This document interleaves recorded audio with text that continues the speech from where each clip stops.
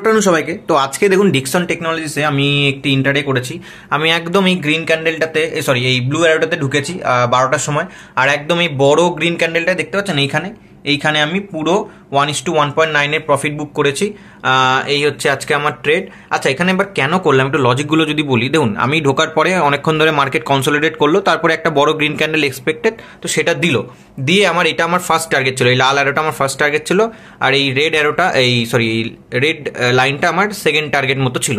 তো যাই হোক, ফার্স্ট টার্গেট বুক হলো, ভালো একটা 1:1.9 প্রফিট বুক হলো। তো আমি আর কিছু বসে থাকলাম না, আমি সেখান থেকে প্রফিটটা কিন্তু বুক করে নিলাম।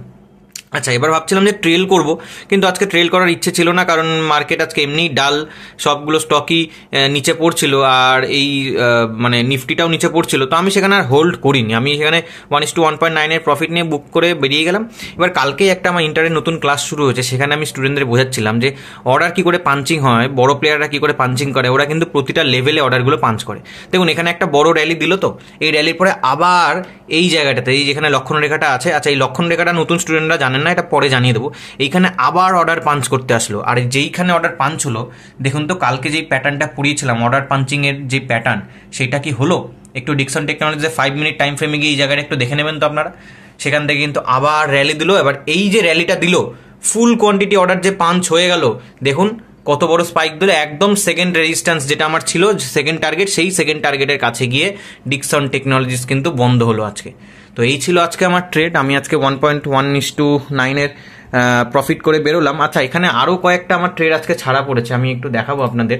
এখানে দেখুন জেএসডব্লিউ স্টিলকে আমি বাই করতে চেয়েছিলাম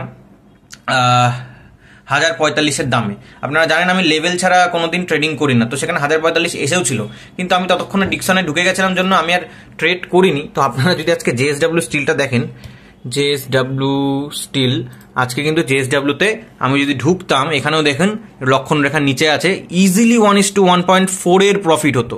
যাই হোক, এটা আজকে মিস হয়ে গেছে, হাতছাড়া হয়ে গেছে, কোনো অসুবিধা নেই, এইভাবেই ইন্ট্রাডে করতে হয়। আপনারা একটু দেখুন, যা যা প্যাটার্ন শেখাচ্ছি, যা যা পড়াচ্ছি, এগুলোর মধ্যেই মার্কেটে ইন্ট্রাডে হয়। তো এই ছিল আজকে আমার ভিডিও। থ্যাংক ইউ সবাইকে।